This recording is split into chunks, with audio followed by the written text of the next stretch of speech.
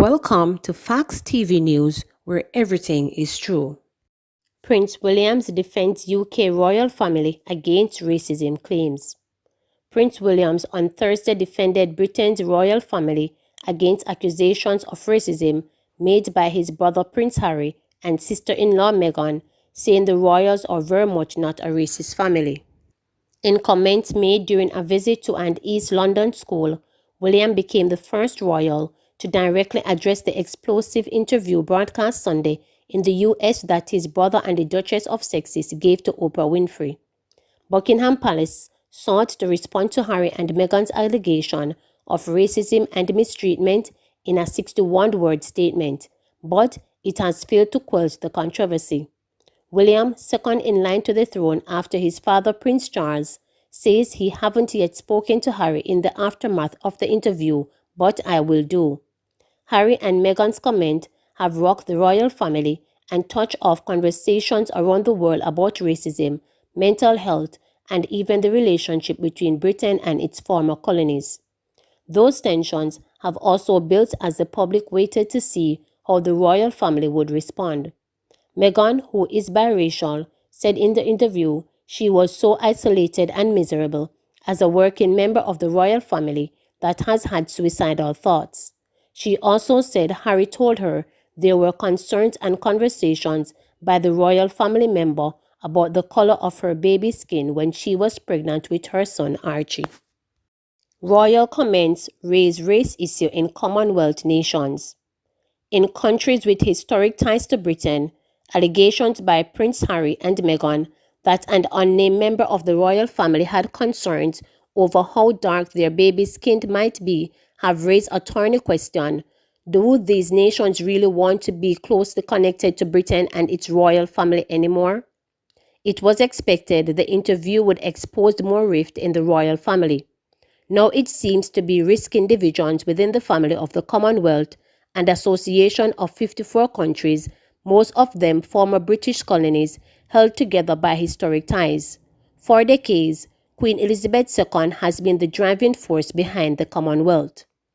After the TV interview shown in the US on the eve of Commonwealth Day, former Australian Prime Minister Malcolm Turnbull cited it as another reason for the country to sever its constitutional ties to the British monarchy.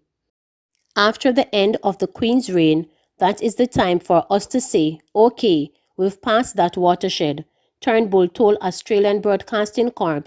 Do we really want to have whoever happens to be the head of state, the King or Queen of the UK, automatically our head of state?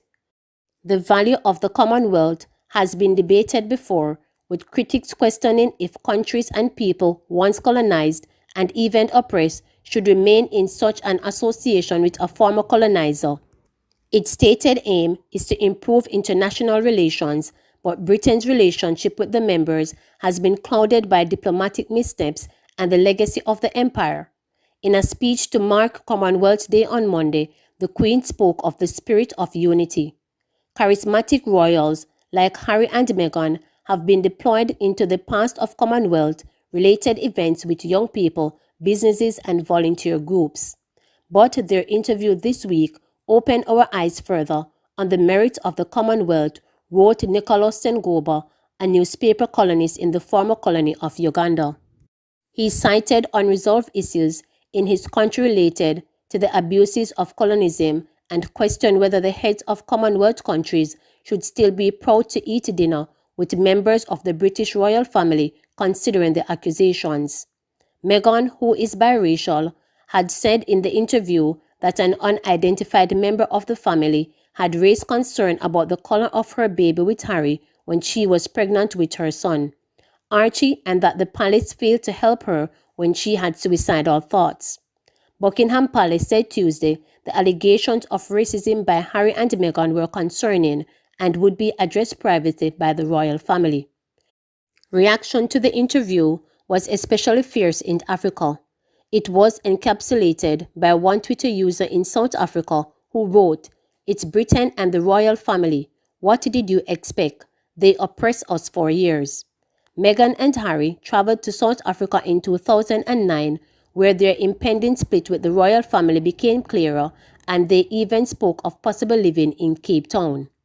Mohammed Groenewald, who showed them around at the mosque in Cape Town, was still digesting the interview, which was only shown in South Africa on Monday. But he noted that, more than anything, it sparked memories of British colonial racism. It comes out very clearly, he said. In Kenya, a former colony where a young Princess Elizabeth was visiting in 1952 when she learned about the death of her father and thus that she would become queen, news of the interview also began appearing in the country's newspaper. We feel very angry seeing our fellow African sister being harassed because she is black, said Sylvia Wangari, referring to Meghan. She added that Kenyans in 1952 did not show Elizabeth any racism, and she stayed here without us showing her any discrimination. Canadian Prime Minister declined to comment on the interview. He said many institutions in Canada are built around colonism and systematic racism, including Parliament. And he said the answer is to listen to Canadians who face discrimination so that institutions can be fixed. The answer is not to suddenly toss out all the institution and start over, stated the Prime Minister. I wish all the members of the royal family all the best, but my focus is getting through this pandemic. If people want to talk later about constitutional change and shifting our system of government, that's fine. And they can have those conversations, but right now, I'm not having those conversations. Jagmeet Singh, leader of the opposition New Democratic Party, said the monarchy is in no way beneficial to Canadians in terms of their everyday life. And with the systematic racism that we've seen, it seems to be that the institution as well, he said. The interview was not shown on TV in India, the Commonwealth's most populous member country with 1.3 billion people, but it still was covered by the media and drew negative reactions from the public towards the royal. Behind the whole elegant facade are thoughts that are not so elegant, said fashion writer Singh. Lawyer Full said the Commonwealth is relevant to the royal family, of course, because it shows that they rule so many places. I don't know why we are still a part of it. Meghan and Harry's complaints of racism show that it is time for her country to end its relationship with the royal family, said a retired professor in Kingston, Jamaica. What it should mean for us is that we should jump up and get rid of the Queen as the head of state, Caroline Cooper said. It's a disreputable institution. It's responsible for the enslavement of millions of us who came here on the work of plantation. It's part of the whole legacy of the colonialism, and we need to get rid of it. Sandals, Beaches Negril honor ladies on International Women's Day. Sandals and Beaches Negril, in celebration of International Women's Day, on Monday paid surprise visits to the homes and workplaces of some leading females in the communities they operate. The resort's general managers and public relations team presented the ladies with gift packages and awards of recognition for the impact they've been making in some key focus areas in their communities. These areas include education, social work, volunteerism, healthcare, environmental stewardship, and community outreach. Sandals and Beaches Negril also treated their female team members to a host of events to mark the special day. The ladies were engaged in dance classes at Beaches Negril, power talk sessions, luncheons, surprise gift giving, a relaxing paint and sip session at Sandals Negril. Curfew imposed in sections of Norwood St. James.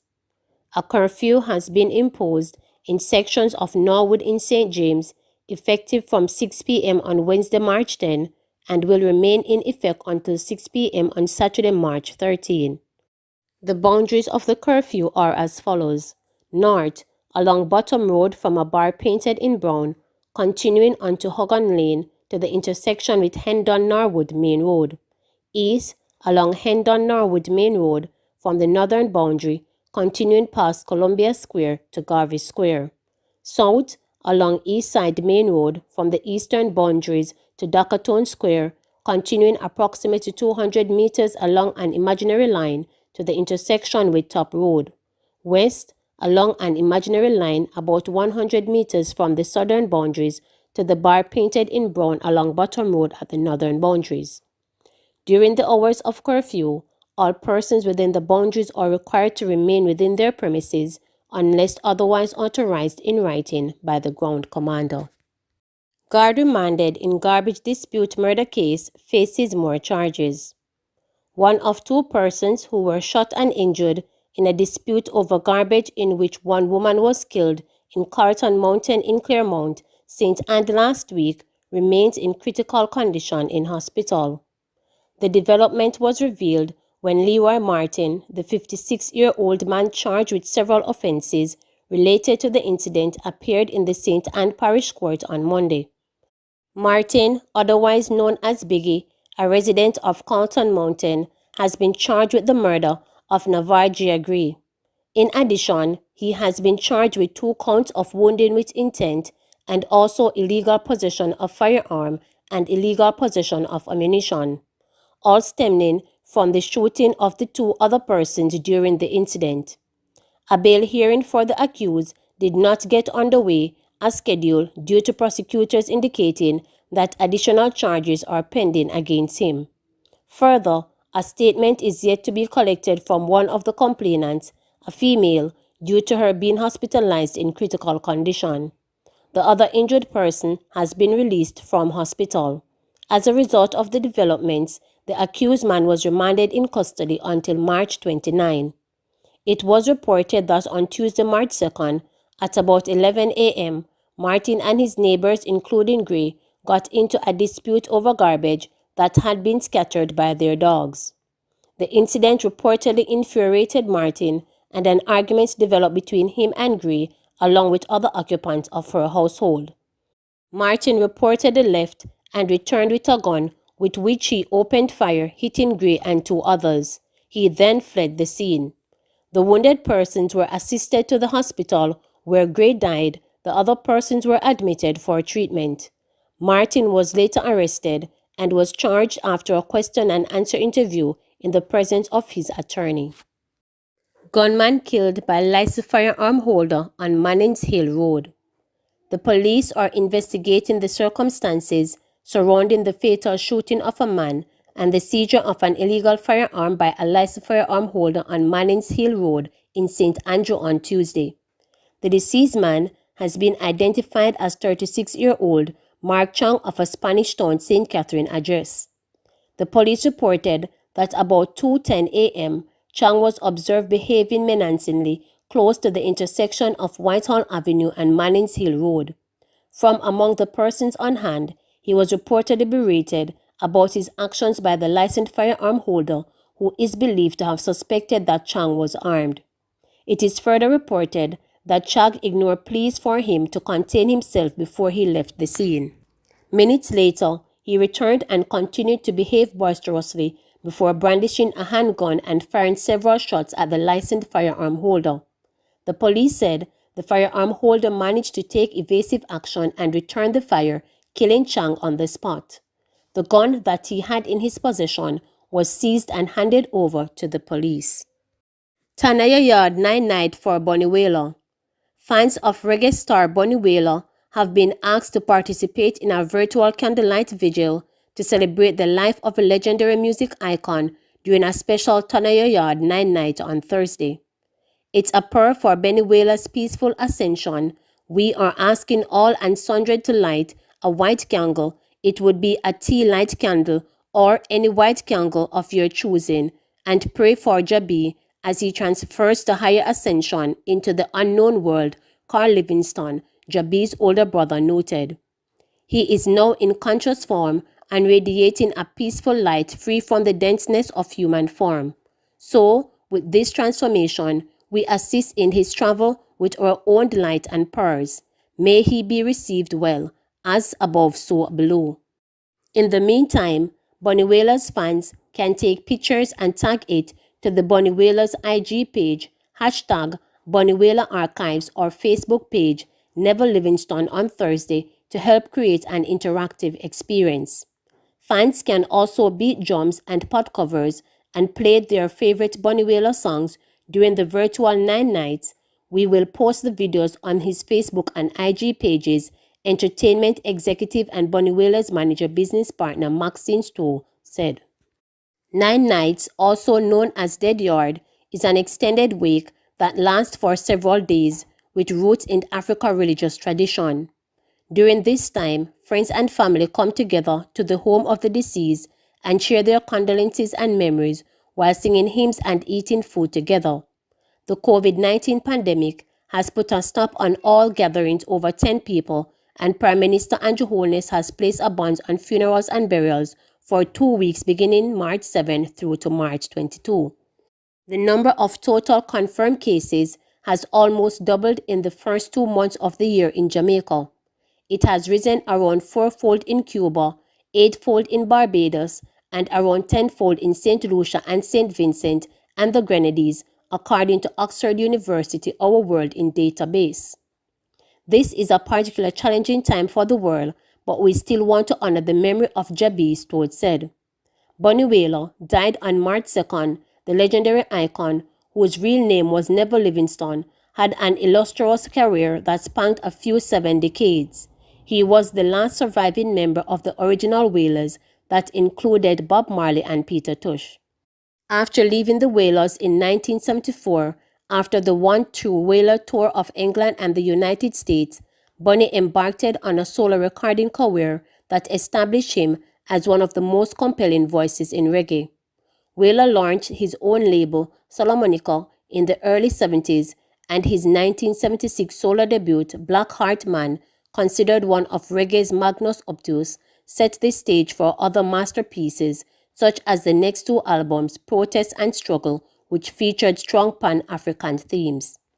He is best known internationally for the singles Pass It On, This Train, I Got to Keep on Moving and Fighting Against Conviction.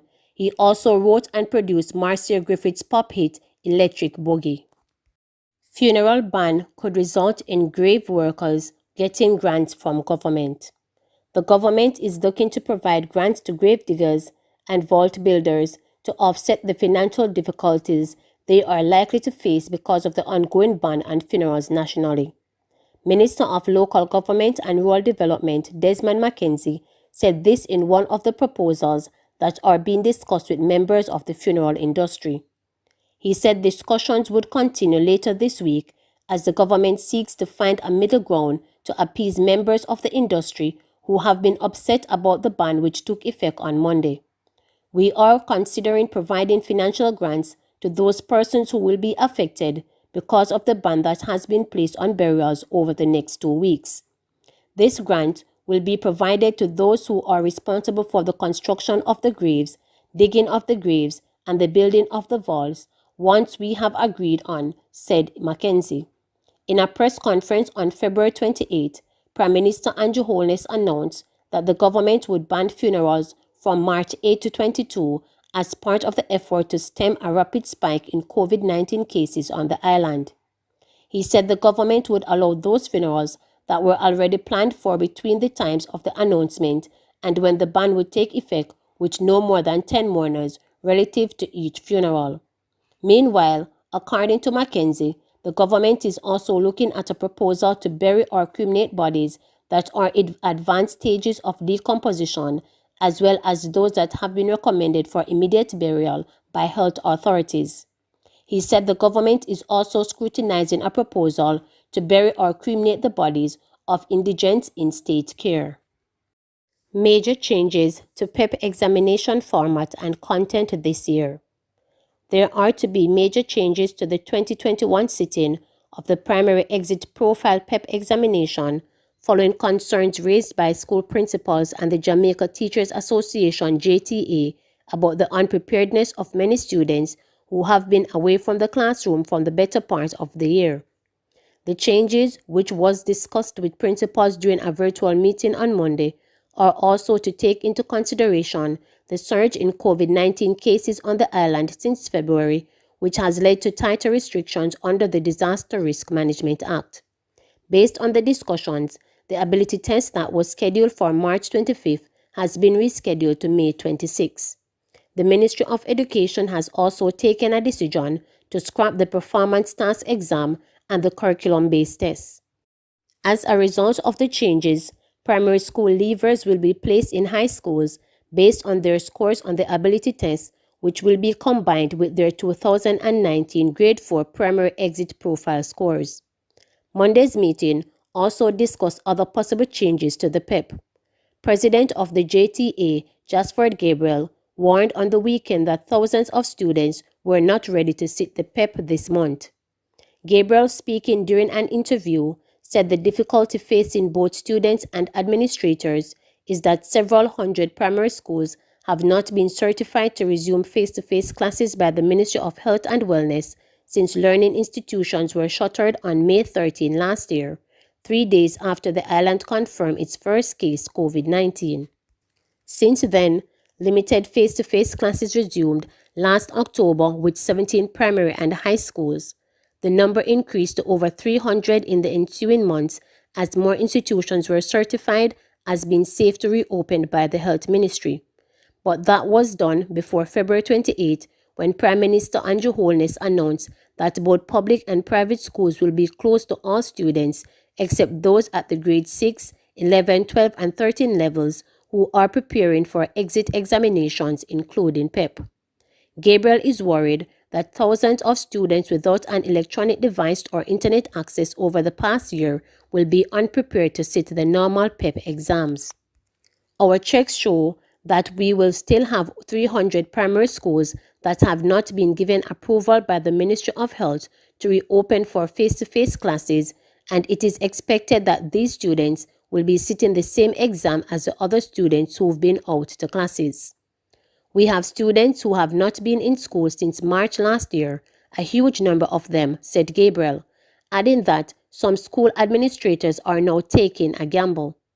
What is happening is that schools are taking the risk, despite an alarming surge in COVID-19 cases, to call out students to come to classes because obviously they want their students to do their best and to get the best possible secondary school placement, said the JTA president. They're actually calling out students to have classes without the requisite permission because of the desperation, he indicated. In pointing out that there are approximately 600 primary schools in the public sector, the Manchester High School principal stated that in many of these instances, these students have not been to any school at all because they have online challenges. So, it couldn't be fair to be asking these students to sit the same exam that all the other students are sitting. Please remember to subscribe, like, share, and click the notification bell for daily updates.